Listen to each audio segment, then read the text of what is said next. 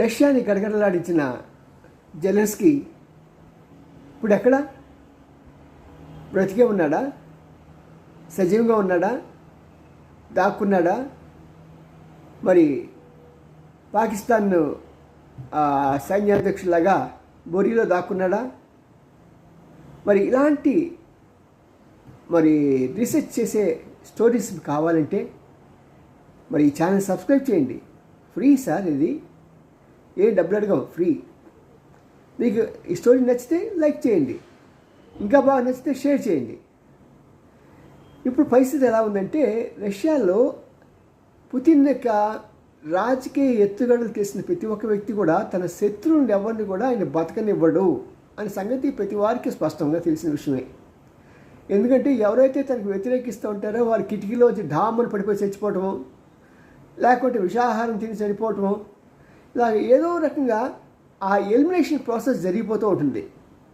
ఇంత దెబ్బ కొట్టిన తర్వాత జెలెన్స్కీ బ్రతికి ఉంటాడా అనేది చాలామంది విశ్లేషకులకి అనుమానమే.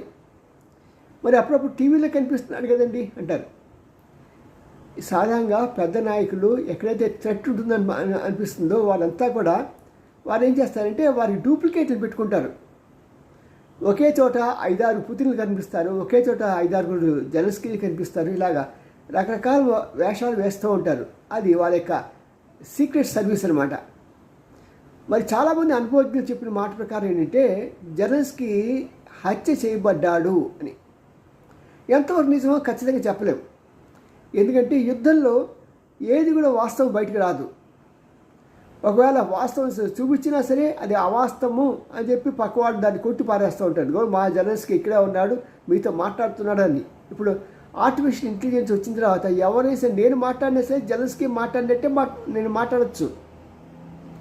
నేను ఇప్పుడు ఈ స్టోరీ చెప్తున్నాను అనుకోండి, ఈ స్టోరీ మొత్తం జెలెన్స్కీ చెప్పినట్టుగా చెప్పచ్చు నేను. అలాంటి ఏర్పాట్లు జరిగిపోయాయి. కాబట్టి ఇప్పుడు ప్రజలంతా కూడా, ప్రపంచంలో ఉన్న ప్రతి ఒక్కరు కూడా వారికి ఉన్న డౌట్ ఏంటంటే జెలెన్స్కీ బ్రతికే ఉన్నాడా లేడా? బ్రతికే ఉన్నాడు అనడానికి పాసిబిలిటీస్ తక్కువగా ఉన్నాయి. 30% ఉంటే 70% అతను హత్య చేయబడ్డాడు అనే దానికే ఉంది.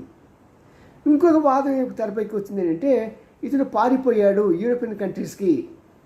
ఇక్కడ డమ్మీ వాళ్ళని పెట్టేసి అతను పారిపోయాడు. ఎందుకంటే ప్రాణభయంతో ఉన్నాడు కాబట్టి. అంత దెబ్బ కొట్టిన తర్వాత రష్యా ఊరుకుంటుందా? ఎట్టి పరిస్థితిలో ఊరుకోదన్న సంగతి నాకు తెలుసు. మరి ఇప్పుడు పరిస్థితి ఏంటి ఏమో యుద్ధం తర్వాత తెలుస్తుంది వాస్తవం. మరి ఇలాంటి విశ్లేషణాత్మక